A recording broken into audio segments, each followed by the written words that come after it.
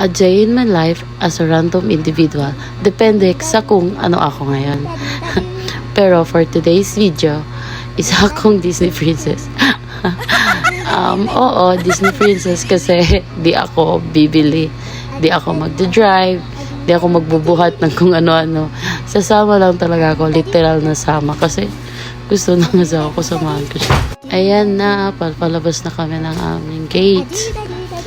Medyo malapit lang naman ang market dito sa amin. Nagmotor lang kami para mabilis kasi maggagabi na ito.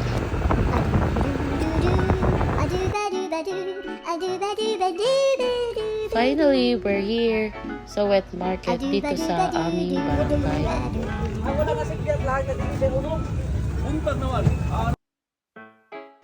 Nagki-crave nga pala ng adobong isda si Daddy. Kaya ayan, bumili siya ng yellow pin.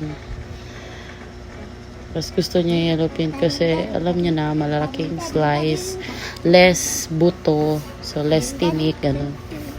Tapos, basta, gusto niya yan. Pagkatapos namin bumili ng isda, dumiretso kami sa gulay. Yung binili lang namin dito is sili espada and ginger kasi yung ibang herbs meron pa man kami sa bawah. Yan, tapos na kami magbayad. Pauwi na kami. Buti yung market dito sa amin ngayon, may parking area na. Pero good for motorcycles lang kasi if kotse, naku, konti lang ang kakasya. Ulit din yung daan.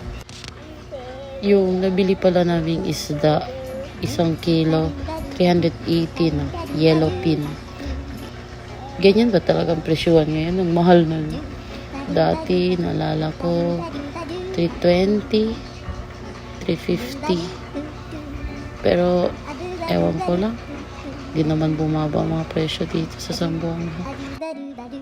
And also, yung nabili namin herbs, mga 20 peso lang. So, 400 lang lahat na gastos namin ngayon para sa adobong isdang ulam.